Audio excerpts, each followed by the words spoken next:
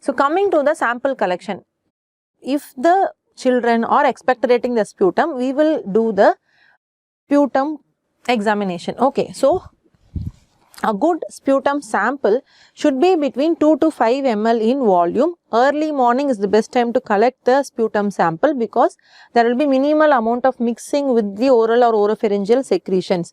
So it should be a self-expectorated sputum sample, that is the standard. But children as young as 1 year, 2 year, they will not expectorate, isn't it? So if they are unable to produce, we can, in our hospital setting, in a controlled setting, we can try the induced sputum with nebulizing with 3% hypertonic saline, or you admit the child overnight, you put a gastric NG tube and then take the gastric aspirate, or we can do a lavage also. Bronchoscopy and the BAL liquid for the specimen and all are invasive investigations. So they are done only in special situations where you cannot take any sample, you are unable to take, there is no lymph node, there is no other extrapulmonary tuberculosis, and if it is not amenable, if no other specimen is amenable for it will work as a sample, then we can go for bronchoscopy. So otherwise, most of us do try any of these techniques. If it is a spontaneous expectorated sputum, minimal value 2 to 5 ml is necessary, ideally in the early morning. Induced sputum, again in any age we can try induced sputum by giving 3% hypertonic saline nebulization. And gastric aspirate, I told you, so admit the child early morning before the child even gets out of the bed, we will have to take the sample. Gastric lavage is, you put the NG tube, you give a wash and then you aspirate that lavage liquid. Lavage is not very sensitive, so either an induced sputum or gastric aspirate will be ideal. Try to take as much as possible, at least 5 ml of the sample is needed, and early morning samples are very important. So bacteriologically we confirm sputum smear microscopy. Nowadays sputum, this is the gold standard. Okay, when you see the AFB, it is a gold standard. Now the nucleic acid amplification test, that is the cartridge based nucleic acid amplification tests, are approved by NTEP, National TB Elimination Program, as the first line, like you do an X-ray, you do a NAAT. So these are all approved by NTEP for microbiologically confirming the MTB. Okay, so all these NAAT, CB NAATs, Truenat, GeneXpert, they come under this nucleic acid amplification techniques. So ideally we have to give 2 samples to them for testing. Okay, if the first sample is negative, you give the second sample, a fresh quality specimen, that also should be tested. So always try to give 2 samples. Even if they show rifampicin resistance also, it is confirmed by giving another sample. Okay, so this is the cartilage based nucleic acid amplification test. So this is Xpert MTB test. So Xpert MTB, in one go you will be able to identify the MTB, and you will be able to identify if the MTB is resistant to rifampicin or not. Okay, so the result will come like this. So what you have to do is, the sputum is taken, it is transformed into this cartridge, and this cartridge is inserted into the test portion of the machine, and the sample will be automatically filtered, washed by the machine, and without any, like, this is just one step process. You are just going to load the sample into the cartridge and putting into the machine, that's all. There is no 2-step and nothing. Very minimal errors possible in this. Okay, minimal errors. So very sensitive investigation. And the DNA will be extracted, so that is mixed with the PCR reagents, and finally you will get the result. So this is about the Xpert MTB. Advantage is that even if the bacillary load is so low, it is able to identify. We know Mycobacterium TB in children is a paucibacillary disease. Okay, so even if it is 113 colony forming units per ml, Xpert will be able to identify, and this definitely is better sensitive than our AFB smear microscopy. And not only sensitive, it is also specific for MTB complex. It doesn't get confused with the environmental mycobacteria. So Mycobacterium tuberculosis complex, it is very sensitive. And since everything is in a closed system, what you are doing here, you are just going to take the sample, load it in the cartridge and put it into the machine. Okay, so everything is a closed system. You are not going to take anything and mix anything. No human error, no cross contamination. So it is very advantageous. There is one now there is one advanced Xpert MTB, which is Xpert MTB Ultra. So, Xpert MTB Ultra here, along with the rifampicin resistant reagents, 2 other amplification targets have been identified in Xpert Ultra. So, these 2 amplification targets are ISG 110 and IS 1081. So, what is the advantage of Xpert Ultra is that even if the bacillary load is so low, as low as 12 colony forming unit per ml, Xpert Ultra will be able to identify. So, in extrapulmonary TB, you are giving a CSF sample, any lymph node sample. So, usually in extrapulmonary TB where the bacillary load is so low, Gene Xpert Ultra can be used. So, the Ultra category result will be, here you have one more category added.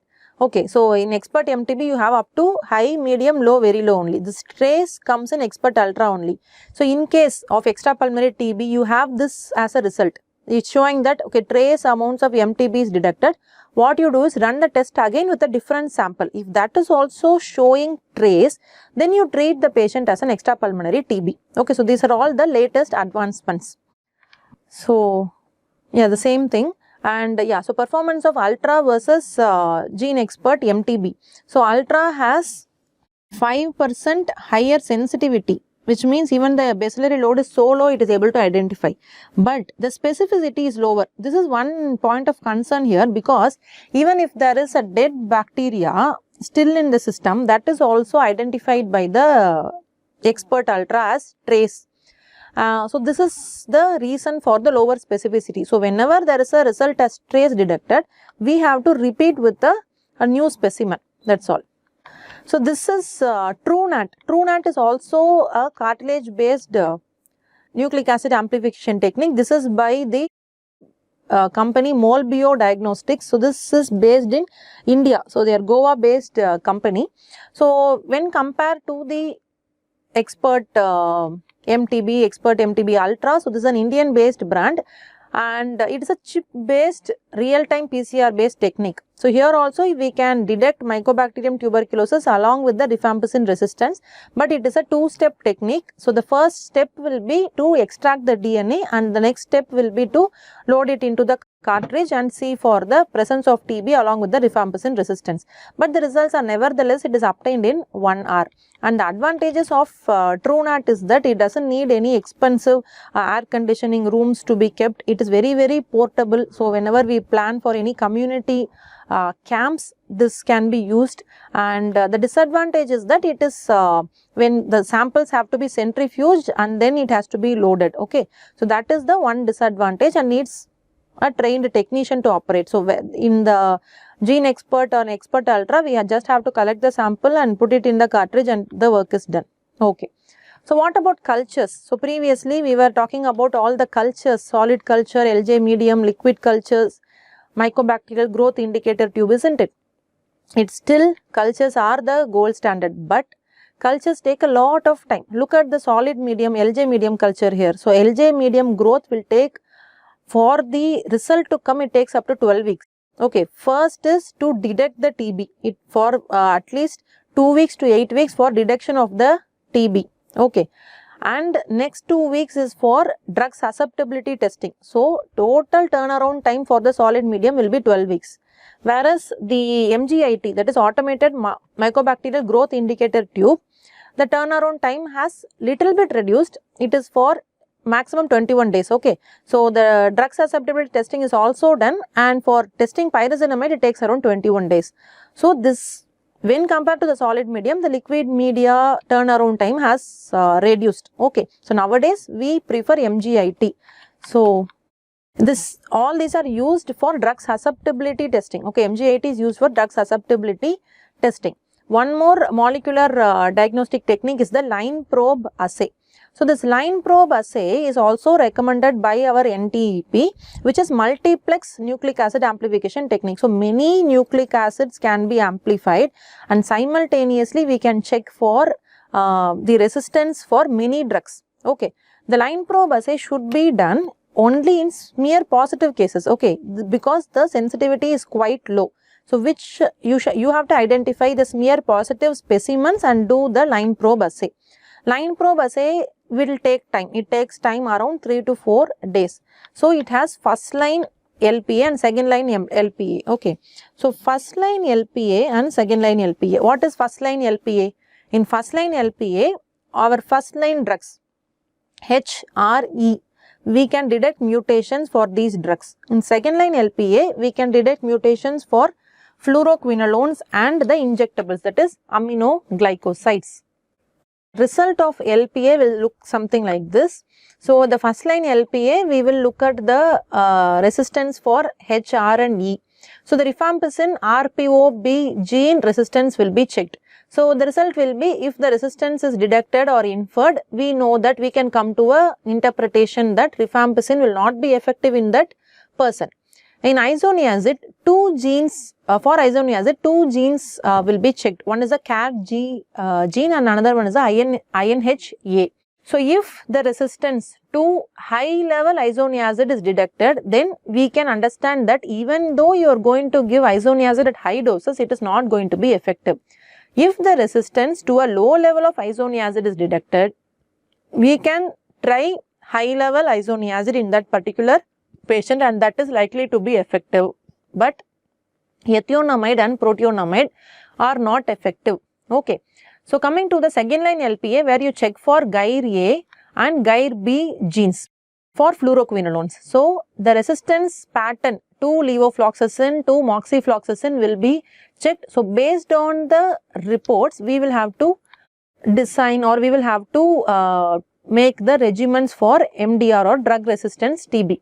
Second line injectable drugs, capreomycin, amikacin, kanamycin. So the genes RRS, EAS are detected, and resistance based on the result of LPA, we will have to come to a conclusion of which injectable has to be given. So this is the slide of DST, that is drug susceptibility testing. I told you it is based on the phenotypic pattern.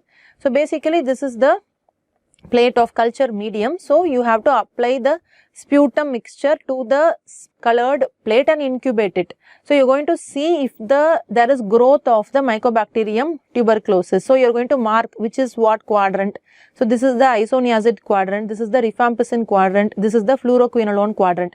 So based upon the organism growth, we will be able to say if the particular drug is susceptible or not. Okay, so this is phenotypic DST.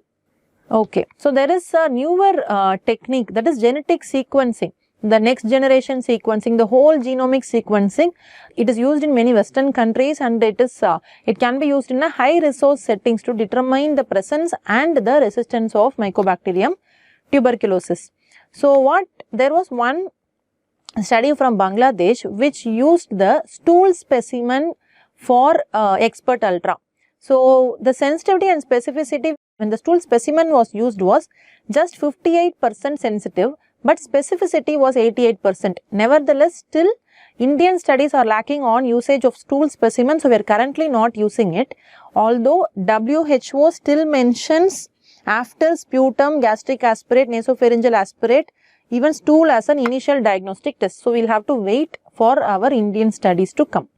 Okay, so for diagnostic techniques, we use Mantoux, we use interferon gamma release test, isn't it? So how are these helpful? Child. Okay, so a child is had a contact with an open case of pulmonary tuberculosis. So we do use Mantoux. What you need to understand is we should, in a Mantoux test, we have to use the PPD of RT23. Okay, so the dose will be 2 tuberculin units PPD of RT23. So this is the current recommended specimen to use in a Mantoux test. Okay, when do you call it as a Mantoux positivity? When the induration is more than at least 10 mm or more than 10. Okay, it is induration. Mantoux positivity, not the erythema. In HIV co-infection, you can take even 5 mm as the positivity. But if it is positive, it is only going to tell you that either the child has had a infection or maybe even a BCG vaccination can give a positive Mantoux test. Okay. So false positivity can happen if the child has had a BCG vaccine, especially the first 5 years of age where you are doing a Mantoux, most of them will show a Mantoux positivity. So it is only going to tell either the vaccine was given or the child is infected, but he is deceased or not will be based on the clinical symptom, clinical sign based on the bacteriological confirmation only. Even environmental mycobacteria can give a Mantoux false positive. It can be even falsely negative. The child could have had the disease, the child is having the disease, but you do a Mantoux, it comes negative. A very young child, say age less than 6 months, it will come negative. And the window period, so initial 2.5 months, the incubation period when you do, it will be negative. And sometimes they are not showing any sensitivity or reactions. Cutaneous energy also, Mantoux can come as false negative. And a child who is severely immunocompromised and severe overwhelming TB disease also will have a false negative Mantoux. Okay, so understand what are the pitfalls of Mantoux test. Nevertheless, we do Mantoux in our day-to-day practice. Just understand the basis of it. Right. So next is about the interferon gamma release assay. This is basically an in vitro test. You take the serum sample and you measure the TB hypersensitivity. The TB spot and quantiferon gold are the tests which currently we are doing. So this does not require a repeat visit like Mantoux. So initially you give Mantoux today and ask them to come after 72 hours. That doesn't necessary here. And IGRA does not cross-react with BCG vaccination. So it has a better sensitivity when compared to Mantoux test. When available, interferon gamma release assay can also be used. It is only going to tell you if there is an infection or disease. That's also differentiating between infection and disease will not be done. Okay, so that you have to keep in mind. So of course, chest X-ray I have explained. I am just going to skip this part. Ultrasound also again, extrapulmonary tuberculosis for looking at the lymph nodes, looking at the abdomen, and even performing the needle aspiration of the lymph nodes, we can make use of the ultrasound. CT chest again, very accurate in detecting the collapse, the cavitations, etc. better when compared to the X-ray. So coming to the drug resistant TB, so we have already seen the definitions of drug resistance TB. So the same thing I think I have explained here also. Yeah, but this slide is about when should you suspect or whom should you suspect to have drug resistance. Okay, it is about that. So in case a child has had already a first line therapy and is not responding to the first line therapy, then this child could be a drug resistant TB. Second, he is a defaulter. He has just received 1 month or 1.5 months of therapy and he is defaulted. Relapse, definitely think of drug resistance TB. Or the child could have had a contact, right? That contact is an MDR patient, or that contact could have been, that could have died during the treatment. So those cases we will have to be very careful. So those are drug resistant tuberculosis. Okay. Now coming to the treatment of tuberculosis, we are all well aware of intensive phase, continuation phase, isn't it? So why intensive phase? Intensive phase is going to be the first 2 months treatment. Continuation phase is going to be the next 4 months treatment in a child who is rifampicin sensitive. So now it is all about treatment is based on the sensitivity pattern. Okay, so initially you can divide the patients as rifampicin sensitive TB and rifampicin resistant TB. So we have to select the drugs, or we select the drugs based on its action. So the drugs should attack both the intracellular bacilli and the extracellular bacilli. Pyrazinamide will attack the intracellular bacilli. Rifampicin attacks the extracellular bacilli. In the intensive phase, isoniazid and rifampicin helps a lot in attacking the fast growing bacilli. Okay. Yeah. So the intensive phase is all about giving these 4 drugs: isoniazid, rifampicin, pyrazinamide and ethambutol. So why are we doing so? In the intensive phase itself, we have given all these drugs. Why continuation phase? So this continuation phase is you are eliminating whatever residual bacilli is there. You are rapidly trying to attack all the bacilli in the intensive phase. Now in the continuation phase, whatever bacilli is left over, whatever bacilli is relapsed, okay, that is going to be eliminated in the continuation phase. Okay. The resistance to isoniazid and rifampicin is nowadays increasing. So the continuation phase also we have added ethambutol. Okay. So this is 2 months of HRZT in the intensive phase. In the continuation phase also, 4 months, this is for rifampicin resistance, I am telling you, okay, H, R and E, okay. So, this is the latest addition, okay. So, this is because of the rapidly rising resistance to isoniazid and rifampicin, and all these drugs are administered daily, okay. So, this is the for rifampicin sensitive TB, I told you 2 HREZT, 2 months of daily isoniazid, rifampicin, pyrazinamide and ethambutol, 4 months of daily isoniazid, rifampicin and ethambutol, okay. No confusion in this. So, who are all new cases? New case of pulmonary TB, new case of extrapulmonary TB, both microbiologically confirmed, clinically diagnosed will come here. Okay, so both microbiologically confirmed, both clinically diagnosed will confirm. Clinically diagnosed, you take it as probable. Unless he is contacted with the MDR-TB, unless he had previously defaulter, etc. So, such cases we will think of drug resistance. Otherwise, even a clinically diagnosed pulmonary TB, new patient will be taken as a probable rifampicin sensitive TB. Okay. So, the drug dosages we have to know. So, there is some differences with regards to the previous regimen. So, coming to the isoniazid. So, isoniazid previously it was 7 to 10, now it is increased up to 15. Rifampicin again it has been increased up to 20 mg per kg per day. Pyrazinamide is 30 to 40, ethambutol is 15 to 25. So, we always have to know the upper limit of these drugs, okay, upper limit of these 3 drugs. So, per day dosage should not exceed this maximum dosage. Streptomycin we are not using as first line ATT now, okay. So, this is the drug dosage of the first line ATT drugs. Next is about the fixed drug combination. So, you say that the parents have to take 4 drugs, okay. So, 4 drugs they have to take every day to the child for the next 2 months, and next 4 months you are telling that 3 drugs you have to take for every day for the next 4 months. So, 6 months the child should take 3 or 4 drugs, isn't it? So, that definitely will lead to a loss of compliance issues. They will not be able to do it. Initial phase they will do, after that they will not follow. So, to overcome this compliance issue came the fixed drug combinations, okay. And fixed drug combinations also reduce the emergence of drug resistance because of the better compliance. And the fixed drug combinations which has come for pediatric age group are dispersible tablets and flavored tablets. So, the compliance is even more better. So, we have this fixed drug combinations for pediatric is isoniazid, rifampicin and pyrazinamide. Ethambutol comes as a separate tablet, okay. So, for the intensive phase is, this is for the intensive phase. So, HREZ, so you can give 1 HREZ and 1 ethambutol. So, it gets over within 2 drugs. No need to give 4 drugs in intensive phase. Similarly, in the continuation phase, you add ethambutol separately, H and R comes together. So, instead of 3 drugs, it becomes 2 drugs only.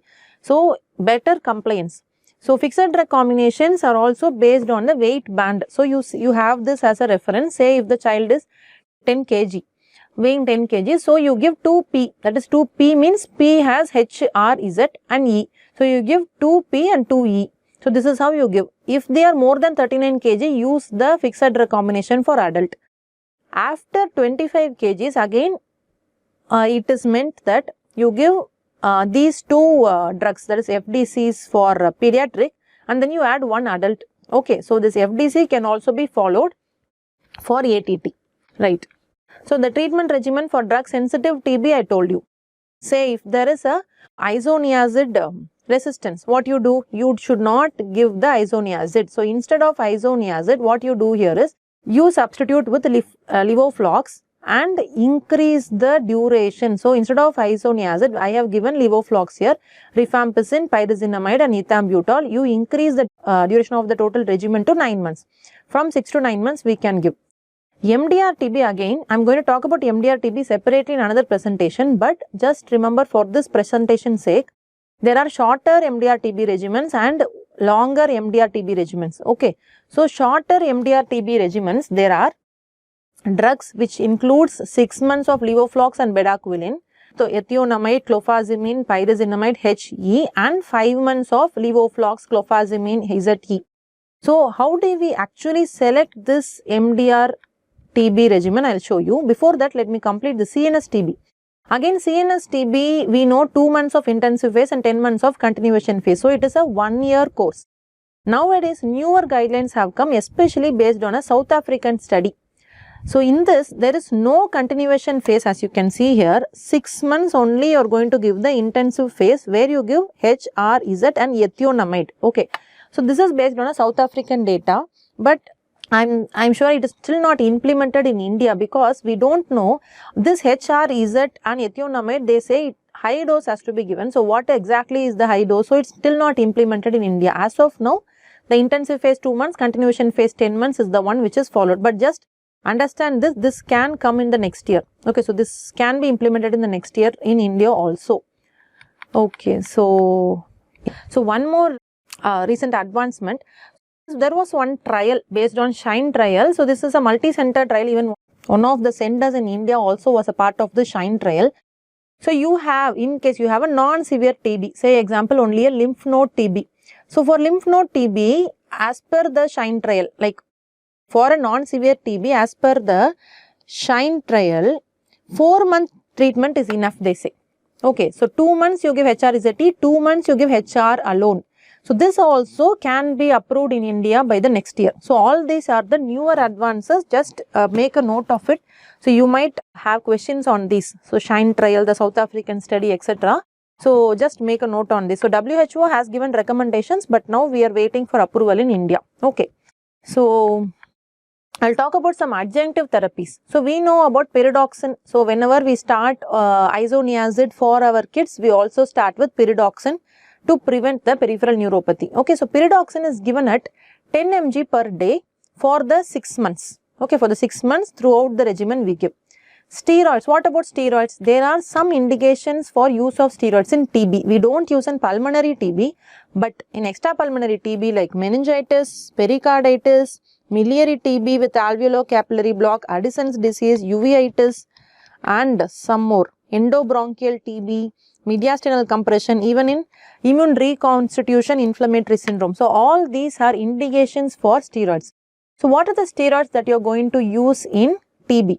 You can use either prednisolone or you can use dexamethasone. So the duration for the first 2 weeks will be, prednisolone can be given at 1 to 2 mg per kg per day. Dexamethasone can be given at 0.6 mg per kg per day for the first 2 weeks. And then you taper this dose for the next 4 weeks. Okay. So this is about steroid adjuvant therapy. So monitoring and follow-up, every follow-up. So initially, first once you start the therapy, ask the child to come back within the 2 weeks. So within the 2 weeks, you have to check the compliance of the child. You have to check if they are taking the correct dosage, if the child is tolerating this. So the first 2 weeks, it is very, very important. And then every month you have to do till they finish the treatment, and every 6 months for the 2 years after the treatment completion. So this is the monitoring concept. And on each follow-up, you ask how is the child. Physically, you have to examine the child completely head to toe, monitor their weight, monitor the side effects of medications. And if there are any comorbidities, say anemia, malnutrition, HIV, all this has to be addressed on every follow-up. So what are the investigations that you are going to do? You are going to do the sputum or whatever microbiological specimen is available at the end of intensive phase and at the end of continuation phase. Please do the microbiological investigation. Do a NAAT. You can also do a culture if the child is not responding even after 4 weeks of therapy. I told you these cultures are gold standard, but we don't use it at the initial phase. We start with NAAT nowadays. If the child is not responding at the end of 1 month, subject the child's specimen to a culture. Again, chest X-ray only at the end of therapy. You have finished completely the 6 months therapy, do an X-ray for the resolution. Or if the child is not improving, you can do an X-ray. Next is about USG, echo, MRI. So whatever organ system is affected, and if the child is not improving, please do the necessary and relevant investigations. So as per the protocol, liver function test, usually it is not recommended as a baseline, but only if there is evidence of like any jaundice, any liver tenderness is present, you do. Otherwise, it is not done routinely at the onset. Okay, so now you have started the therapy, but the child is not responding to ATT. What next? Okay, one thing, obviously it could be an incorrect diagnosis. Second, you have given the medicines but they are not adherent to it.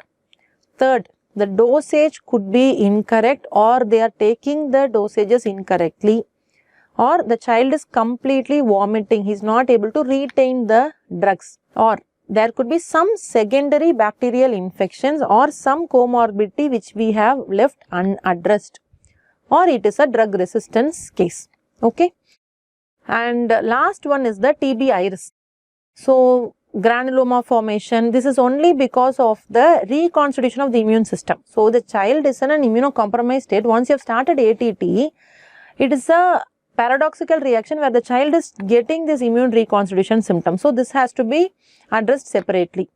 So, MDR-TB I will address separately in another presentation, but you have to know that there are group A, B, C, D drugs. So, all these are drugs which are all the second line ATTs. So, whenever we decide on MDR-TB or XDR-TB regimens, we have to pick drugs from each group. Okay. So, at least 5 effective drugs has to be given, at least 5. So, usually they give 6 to 7. Okay. So, at least 5 effective drugs. So, you have to select one from group A, one from group B, and you have to devise a regimen. So, when it is an MDR-TB, it is based on the LPA result only. It is based on the line probe assay result, and we have to design the MDR-TB regimen. So, this is again from our NTEP protocol, and I will discuss this further in our next presentation. So, this is also the drug dosage of the entire first line ATT and entire second line ATT drug dosages which are for your reference. Okay, so with this we come to the end of this presentation. Thank you so much for the patient listening.